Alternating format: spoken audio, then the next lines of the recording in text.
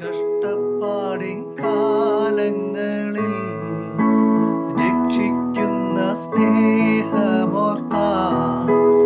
എത്ര സ്തുതിച്ചാലും മതി വരുമോ? ദൈവസ്നേഹം വന്നിച്ചിടാൻ വാക്കുകൾ പോരാ. നന്ദി ചൊല്ലി തീർക്കുവാനേ ജീവിതം പോരാ. സുഭാഷിതം. അപ്പോസ്തലനായ പൗലോസ് ഫിലിപ്പിയർക്ക് എഴുതിയ ലേഖനം 1-ാം അധ്യായത്തിൻ്റെ 29-ാം വാക്യം. ക്രിസ്തുവിൽ വിശ്വസിപ്പാൻ മാത്രമല്ല, അവന് വേണ്ടി കഷ്ടം അനുഭവിപ്പാനും കൂടെ നിങ്ങൾക്ക് വരം നൽകിയിരിക്കുന്നു. For to you it has been granted on behalf of Christ, not only to believe in him, but also to suffer for his sake. ജീവിതത്തിലെ കഷ്ടപ്പാടുകളും പ്രതിസന്ധികളും തരണം ചെയ്യുവാൻ കഴിവില്ലാതെ നട്ടം തിരിയുമ്പോഴായിരിക്കും പലരും ദൈവത്തെ അന്വേഷിക്കുന്നത്. അവർ ദൈവത്തിൽ വിശ്വസിക്കുകയും ദൈവത്തിൽ ആശ്രയിക്കുകയും ചെയ്യുമ്പോൾ ഈ പ്രതിസന്ധികളൊക്കെ തരണം ചെയ്യുവാനുള്ള ദൈവകൃപ അവർക്ക് നൽകപ്പെടുന്നു. എന്നാൽ ഇവിടെ പൗലോസ് പറഞ്ഞിരിക്കുന്ന വരദാനങ്ങൾ എന്തൊക്കെയാണ്? 1. വിശ്വസിക്കുക.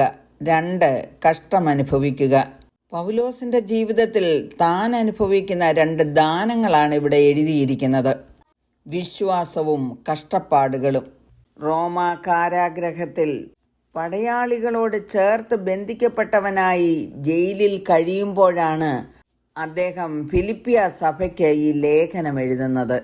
ക്രിസ്തുവിൽ വിശ്വസിക്കുവാനും വിശ്വസിക്കുന്നതിലൂടെ രക്ഷ പ്രാപിപ്പാനും ദൈവത്തിന്റെ മക്കളായി തീരുവാനുമുള്ള പദവി ലഭിക്കുന്നത് ദൈവത്തിന്റെ ദാനമാകുന്നു. ഈ വരം ലഭിച്ച പൗലോസ് പറയുന്നത്, അത് നിമിത്തം ഞാൻ തന്നെ ഇതൊക്കെയും സഹിക്കുന്നു, എങ്കിലും ലജ്ജിക്കുന്നില്ല. ഞാൻ ആരെ വിശ്വസിച്ചിരിക്കുന്നു എന്നറിയുന്നു. അവൻ എൻ്റെ ഉപനിധി ആ ദിവസം വരെ സൂക്ഷിപ്പാൻ ശക്തനെന്ന് ഉറച്ചിരിക്കുന്നു. ഈ ഉറപ്പും ധൈര്യമുള്ളവർക്കാണ് വിശ്വാസത്തിൻ്റെ ദാനം ലഭിച്ചിരിക്കുന്നത്. അതുകൊണ്ട് പൗലോസ് പറയുന്നത്, നൊടി നേരത്തേക്കുള്ള ഞങ്ങളുടെ ലഘുവായ കഷ്ടം അത്യന്തം അനവധിയായി തേജസ്സിൻ്റെ നിത്യകനം ഞങ്ങൾക്ക് കിട്ടുവാൻ ഹേതുവാകുന്നു. നമ്മുടെ നിത്യതയുമായി തട്ടിച്ചു നോക്കുമ്പോൾ ഈ ലോകത്തിലെ വാസം ഏറ്റവും ചെറുതാണ്. ഈ ചെറിയ ജീവിതത്തിൽ കഷ്ടതയുടെ ദിനങ്ങൾ മാത്രമായി എണ്ണുമ്പോൾ അത് നൊടി നേരത്തേക്ക് മാത്രം. സുവിശേഷത്തിനായി പൗലോസ് അനുഭവിച്ച കഷ്ടതയുടെ പട്ടിക നോക്കുമ്പോൾ ഇന്നത്തെ നമ്മുടെ ജീവിതത്തിലെ കഷ്ടതകളെക്കുറിച്ച് ഒന്നും പറയാനില്ല.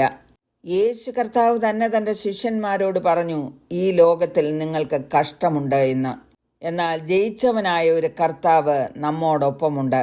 അതുകൊണ്ട് പൗലോസ് പറയുന്നു, ഞങ്ങൾ സകല വിധത്തിലും കഷ്ടം സഹിക്കുന്നവരെങ്കിലും ഇടുങ്ങിയിരിക്കുന്നില്ല, ബുദ്ധിമുട്ടുന്നവരെങ്കിലും നിരാശപ്പെടുന്നില്ല, ഉപദ്രവം അനുഭവിക്കുന്നവരെങ്കിലും ഉപേക്ഷിക്കപ്പെടുന്നില്ല, വീണ് കിടക്കുന്നവരെങ്കിലും നശിച്ചു പോകുന്നില്ല.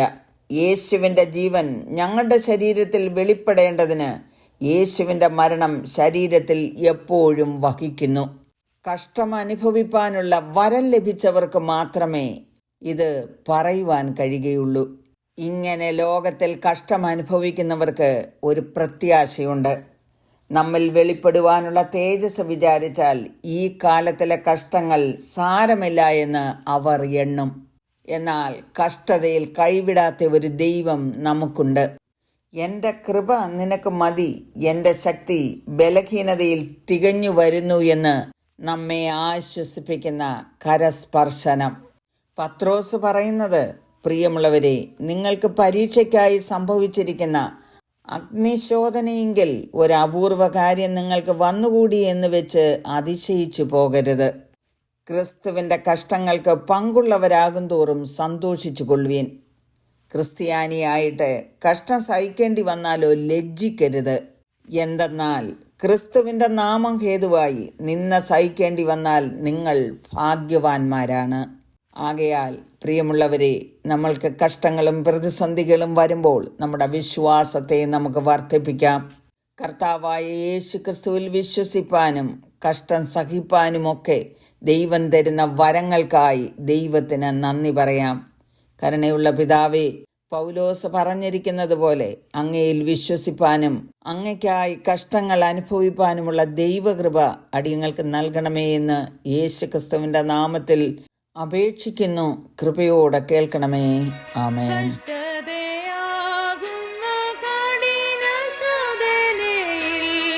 നഷ്ടപ്പെടാ തന്റെ വിശ്വാസം കാപ്പാൻ വിശ്വാസത്തിൻ നായകനും പൂർത്തിമാനുമായ യേശുവെ മാത്രം ഞാൻ നോക്കിയിടുമേ. വിശ്വാസത്തിൻ നായകൻ